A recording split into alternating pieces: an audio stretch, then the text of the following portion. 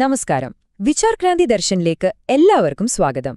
സന്തോഷവും സമാധാനവുമുള്ളൊരു കുടുംബം, അത് നമ്മൾ എല്ലാവരും ആഗ്രഹിക്കുന്ന ഒന്നല്ലേ? പക്ഷെ അതെങ്ങനെയാണ് പടുത്തുയർത്താൻ പറ്റുക? ഇന്ന് നമ്മൾ പണ്ഡിറ്റ് ശ്രീരാം ശർമ്മ ആചാര്യജിയുടെ അമൂല്യമായ ചിന്തകളിലൂടെ ആ ഒരു രഹസ്യത്തിന്റെ അടിസ്ഥാന തത്വങ്ങൾ എന്തൊക്കെയാണെന്ന് മനസ്സിലാക്കാൻ പോവാണ്. സത്യം പറഞ്ഞാല് നമ്മളെല്ലാവരും എപ്പോഴെങ്കിലുമൊക്കെ സ്വയം ചോദിക്കുന്നൊരു ചോദ്യമാണിത്, അല്ലേ?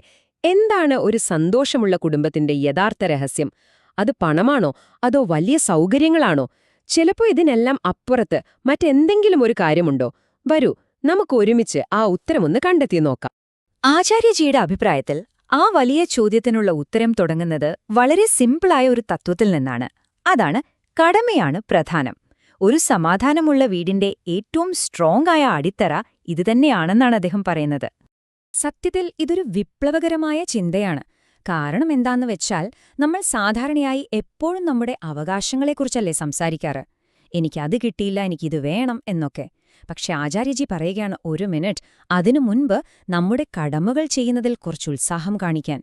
എനിക്കെന്ത് കിട്ടും എന്ന ആ ചിന്തയിൽ നിന്ന് എനിക്കെന്ത് കൊടുക്കാൻ പറ്റും എന്നതിലേക്ക് വീട്ടിലെ ഓരോരുത്തരും മാറിയാൽ എന്തായിരിക്കും അവസ്ഥ? ഒന്ന് ആലോചിച്ചു നോക്കൂ. വീട്ടിലെ പകുതി പ്രശ്നങ്ങളും അപ്പത്തന്നെ ഇല്ലാതാകും. ഇതിന്റെ ഒരു റിസൾട്ട് ഉണ്ടല്ലോ, അത് ശരിക്കും അത്ഭുതമാണ്. ഓരോരുത്തരും സ്വന്തം ഉത്തരവാദിത്തങ്ങൾ സന്തോഷത്തോടെയാണ് ചെയ്യുമ്പോൾ പിന്നെ അവിടെ പരാതിക്കും പരിഭവത്തിനും ഒരു സ്ഥാനവുമില്ല. അതിനു പകരം നല്ല സ്നേഹവും സമാധാനവുമുള്ളൊരു അന്തരീക്ഷം താനേ അവിടെ ഉണ്ടാകും. ഇതാണ് ഒന്നാമത്തെ സ്റ്റെപ്പ്. ശരി, അപ്പോ കടമകൾ നിറവേറ്റുക എന്നത് ഓരോരുത്തരുടെയും കാര്യമാണ്. പക്ഷേ കുടുംബത്തിലെല്ലാവരും ഇത് ഒരുമിച്ച് ചെയ്യാൻ തുടങ്ങിയാലോ? അപ്പോൾ എന്ത് സംഭവിക്കും? അവിടെയാണ് നമ്മൾ സഹകരണത്തിന്റെ ശക്തി കാണാൻ പോകുന്നത്. പരസ്പരം താങ്ങും തണലുമാകുന്ന ഒരു കുടുംബത്തെ ഉണ്ടാക്കിയെടുക്കാനുള്ള അടുത്ത പടി ഇതാണ്. ആചാര്യജിയുടെ ഈ ഒരു നിർവചനം നിങ്ങൾ ശ്രദ്ധിച്ചു കേൾക്കണം. കുടുംബമെന്നത് ഒരു കച്ചവട സ്ഥാപനമല്ല, അതൊരു സഹകരണ സ്ഥാപനമാണ്. പ്രകൃതിയിൽ നമ്മൾ കാണുന്ന കൊടുക്കൽ വാങ്ങലുകൾ പോലെ പരസ്പരമുള്ള സഹായവും സ്നേഹവുമാണ് ഈ ഒരു സിസ്റ്റത്തിന്റെ ജീവൻ. ഇവിടെ ലാഭനഷ്ടങ്ങളുടെ കണക്കുകളില്ല, സ്നേഹം പങ്കുവയ്ക്കൽ മാത്രമേയുള്ളൂ. അപ്പോ ഈ സഹകരണം എന്നൊക്കെ പറയാൻ എളുപ്പമാണ്. പക്ഷെ അതെങ്ങനെ ജീവിതത്തിൽ പ്രാവർത്തികമാക്കും? അതിനു വല്ല തിയറികളുടെയൊന്നും ആവശ്യമില്ല. വളരെ ലളിതമായ മൂന്നേ കാര്യങ്ങൾ ശ്രദ്ധിച്ചാൽ മതി. 1. വീട്ടിലെ ചെറിയ ചെറിയ ദൈനംദിന കാര്യങ്ങളിൽ അങ്ങോട്ടുമിങ്ങോട്ടും സഹായിക്കുക. 2. സ്നേഹവും നല്ല വാക്കുകളും ഒന്നും മനസ്സിൽ വെക്കാതെ അത് തുറന്നു പറയുക, പ്രകടിപ്പിക്കുക. പിന്നെ മൂന്നാമത്തേത്, എന്തു പ്രശ്നം വന്നാലും പേടിക്കേണ്ട, ഞാൻ കൂടെയുണ്ട് എന്നൊരു ഉറപ്പ് കൊടുക്കുക.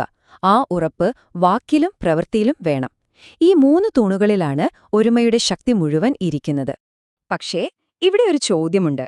എന്താണ് നമ്മുടെ ശരിയായ കടമ? എങ്ങനെയാണ് ഏറ്റവും നന്നായി സഹകരിക്കേണ്ടത്? ഇതൊക്കെ നമ്മൾ എങ്ങനെയാ അറിയുക? അവിടെയാണ് നമുക്ക് അറിവിന്റെ വെളിച്ചം ആവശ്യമായി വരുന്നത്. പങ്കുവയ്ക്കുന്ന അറിവിലൂടെ ഒരു കുടുംബത്തിന്റെ സംസ്കാരം എങ്ങനെ നല്ല രീതിയിൽ വളർത്തിയെടുക്കാം എന്ന് നമുക്കൊന്ന് നോക്കാം. ഇതിനുവേണ്ടി ആചാര്യജി വളരെ ലളിതവും എന്നാൽ വളരെ ശക്തവുമായ ഒരു വഴി പറയുന്നുണ്ട്. ജ്ഞാനചർച്ച. അതായത് എല്ലാ ദിവസവും കുറച്ചുനേരം കുടുംബത്തിലുള്ളവരെല്ലാം ഒരുമിച്ചിരുന്ന് നല്ല കാര്യങ്ങൾ സംസാരിക്കുക, അല്ലെങ്കിൽ ഒരുമിച്ച് എന്തെങ്കിലും വായിക്കുകയോ കേൾക്കുകയോ ചെയ്യുക. ഒരു 5 മിനിറ്റത്തേക്ക് എല്ലാവരും മൊബൈൽ ഫോണൊക്കെ ഒന്ന് മാറ്റിവെച്ച് ഇങ്ങനെ ഒത്തുകൂടിയാൽ മതി. അത് തന്നെ കുടുംബബന്ധങ്ങളിലുണ്ടാക്കുന്ന മാറ്റം വളരെ വലുതായിരിക്കും. ഈ ജ്ഞാനചർച്ചയുടെ ലക്ഷ്യം ആരെയും കുറ്റപ്പെടുത്തലല്ല, മറിച്ച് സ്നേഹത്തോടെ കാര്യങ്ങൾ തിരുത്തിക്കൊടുക്കലാണ്. വഴക്കു പറയുന്നതിനു പകരം നല്ല കഥകളിലൂടെയും ജീവിതത്തിലെ അനുഭവങ്ങളിലൂടെയുമൊക്കെ ശരിയും തെറ്റും എന്താണെന്ന് മനോഹരമായിട്ട് പറഞ്ഞുകൊടുക്കാം. പുതിയ തലമുറയ്ക്ക് ശരിയായ വഴി കാണിച്ചു കൊടുക്കുക എന്നത് വീട്ടിലെ മുതിർന്നവരുടെ ഏറ്റവും പ്രധാനപ്പെട്ട ഒരു ഉത്തരവാദിത്തം കൂടിയാണ്. അപ്പൊ നോക്കൂ, കടമ, സഹകരണം, പിന്നെ അറിവ്, ഈ 3 തത്വങ്ങളും ഒരുമിച്ച് ചേരുമ്പോ നമ്മുടെ വീട് എന്തായിട്ടാണ് മാറുന്നത്? അത് വെറും ഇഷ്ടികയും സിമന്റും കൊണ്ടുള്ളൊരു കെട്ടിടമല്ലാതായി മാറുന്നു. പകരം അതൊരു സംസ്കൃതത്തിന്റെ പാഠശാലയായി, നമ്മുടെ ജീവിതത്തിലെ ഏറ്റവും വലിയൊരു ടീച്ചറായി മാറുകയാണ്. അതുകൊണ്ട് നമ്മുടെ വീടുകളെ വെറുതെ താമസിക്കാനുള്ള ഒരിടമായിട്ട് മാത്രം കാണാതെ സ്നേഹവും സംസ്കാരവും പഠിപ്പിക്കുന്ന ജീവനുള്ള ഒരു പാഠശാലയാക്കി മാറ്റാൻ നമുക്കോരോരുത്തർക്കും ഒന്ന് ശ്രമിച്ചു നോക്കിയാലോ? അതായിരിക്കട്ടെ നമ്മുടെ പുതിയ ലക്ഷ്യം.